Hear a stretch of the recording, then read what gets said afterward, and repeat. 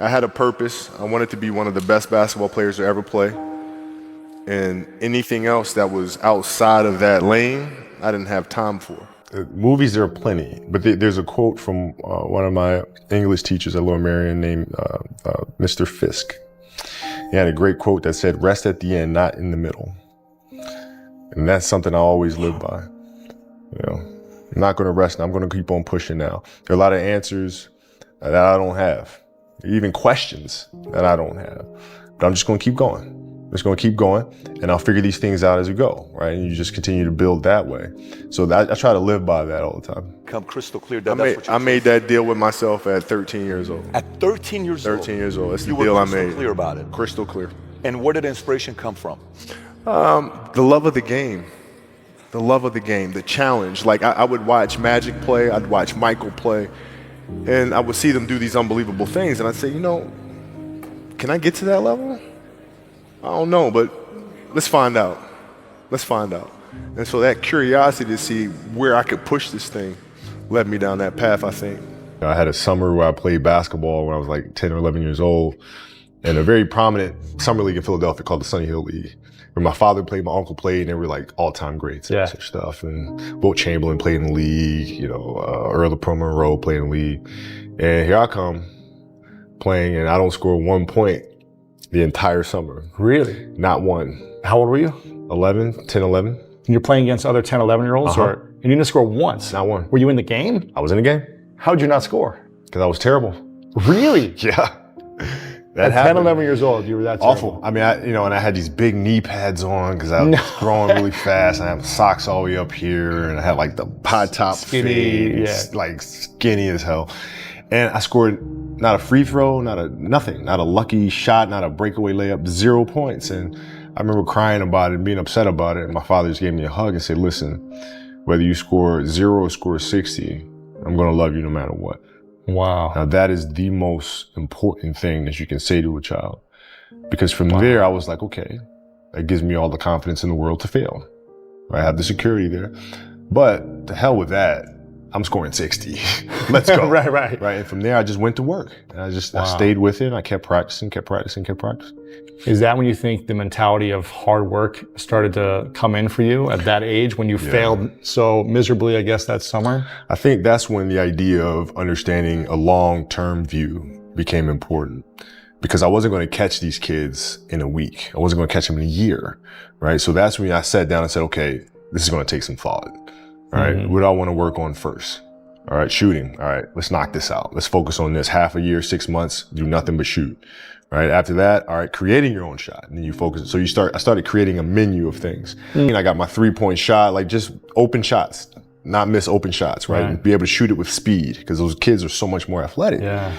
And then the next summer I came back, it was a little better. And the summer came back, next summer it was a little better. I scored. Yeah. You know, it wasn't much, but I scored. And this is 12, 13. 12, 13. And then 14 came around, back half of 13, 14 years old. And then I was just killing everyone. And it happened in 2 years. And I wasn't expecting it to happen in 2 years, but it did, because what I had to do was work on the basics and the fundamentals. While they relied on their athleticism and their natural ability. And because I stick to the fundamentals, it just caught up to them. And then my body, you know, my knees stopped hurting. I grew into my frame, and then it was game over. Wow. So from 13, you're good, average still? I was good. And then about the end of my third, like right when I was turning 14, I became the best player in the state. At 14? At 14. So from 12 to 14, you went from scoring 0 to being the best in the state of all ages. Yep.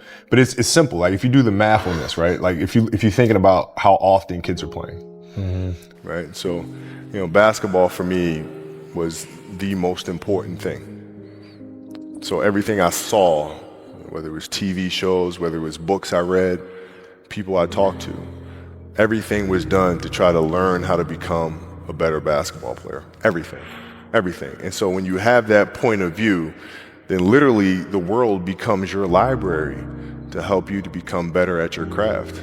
I had a kill list. And so, you know, they used to do these rankings. It was Street and Smith basketball rankings. And I was nowhere to be found, because I was like 6'4", scrawny, like 160 pounds soaking wet. So I was like 57 on the list. And so I will look at 56, 55, all the way up to number 1, who these players are, what club teams they played for. So when we go on an AAU travel circuit, I got to hunt them down, right? And so that became my mission in high school, is to check off every other person, all those 56 other names, hunt them down and knock them down. So when we played at 13, I would size you up and see what your strengths and weaknesses are. How do you approach the game? Are you silly about it? Are you goofy about it? Are you good at it just because you're bigger and stronger than everybody else? Right? Or is there actually thought and skill that you put into it? Right? And when I'd play to my weaknesses. I wouldn't play to my strengths. I played to my weaknesses. Because when you're playing summer basketball, there's so many games. So there's not a lot of skill work being done. So when are you going to get better? Right? When you're playing in competition situations, you're only playing to your strengths. Why? Because you want to win. Right? So what I would do, I was work on the things during those games that I was weak at. Left hand, pull-up jump shot, post game. Right? So I have a strategy. What was really your work ethic like, and for how long did you stay disciplined? Well, I mean, every day. I mean, since 20 years. I mean, it was an everyday process and trying to figure out strengths and weaknesses. For example, jumping ability. Man, my vertical was a 40. It wasn't a 46 or a 40, 45. My hands are big, but they're not massive. Right? So you got to figure out ways to strengthen them so your hands are strong enough to be able to palm a ball and do the things that you need to do. Quickness, I was quick, but not insanely quick. I was fast, but not ridiculously fast. Right? So I had to rely on skill a lot more. I had to rely on angles a lot more. I had to study the game a lot more. And but I enjoyed it though. So like from the time I can remember when I started watching the game, I studied the game and it just never changed. Well, what does losing feel like to you? It's exciting. Why is it exciting? Because it means you have different ways to get better. There's certain things that you can figure out that you can take advantage of, right? Certain weaknesses that were exposed that you need to shore up, right? So it was exciting. I mean, it sucks to lose, right? But at the same time, there are answers there if you just look at them. Because you get the information from losing more than from winning, probably. Yeah. I mean, the answers are there when you win too. You just have to look at them. Yeah. Right. So it's a constant process. It's exciting when you win. It's exciting when you lose, because the process should be exactly the same, whether you win or you lose. As you go back and you look and you find things that you could have done better. You find things that you've done well that worked. You figure out how did they work? Why did they work? How can you make them work again? Yeah. And but the hardest thing is to face that stuff. You can't show up and play them without knowing why you lost that one, right? So, the mistakes that you've made in that game, you have to do the hard stuff and watch that game and study that game to not make those mistakes over and over again just because you weren't brave enough to face it. So you got to deal with it. Face it. You got to deal with it. Face it, learn from it.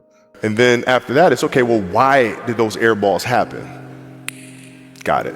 High school, year before, we played 35 games, max, right? Week in between, spaced out, plenty of time to rest. In the NBA, it's back to back to back to back to back to back to back. I didn't have the legs.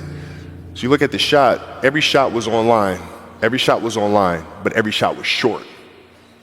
Right? I got to get stronger. I got to train differently. The weight training program that I'm doing, I got to tailor it for an 82-game season so that when the playoffs come around, my legs are stronger and that ball gets there. So I look at it with rationale and say, okay, well, the reason why I shot air balls is because my legs aren't there. I go, well, next year they'll be there. Right. I mean, it's an obsessiveness that comes along with it. You want things to be as perfect as they can be, understanding that nothing is ever perfect. But the challenge is try to get them as perfect as they can be. And what can you do? It's in your control. So control what you can. I can watch film all day long. It's going to help me. And when did it start? It started in middle school and high school, because a lot of the kids that I was playing against were inner city kids. Yeah. And so they're looking at me as if, okay, this kid's soft, right? He's from the suburbs of Philadelphia. His father played in the NBA, played professionally. He's got it easy. Born on second, all this other stuff, right? And so they felt like they could try to be physical or try to intimidate me and do all this other stuff, which they couldn't. Right? But now I'm saying, okay, well, you're trying to attack me. How am I going to attack you? How can I mentally figure out ways to break you down? How can I show you that, no, I have the edge, right? And so that's when it first started for me, is figuring out how to get the upper hand on an opponent that way. And what would you do to mentally break people down then? Well, I mean, like, we used to have an All-American camp that I used to go to. And, at the time, when I first showed, I was a sophomore.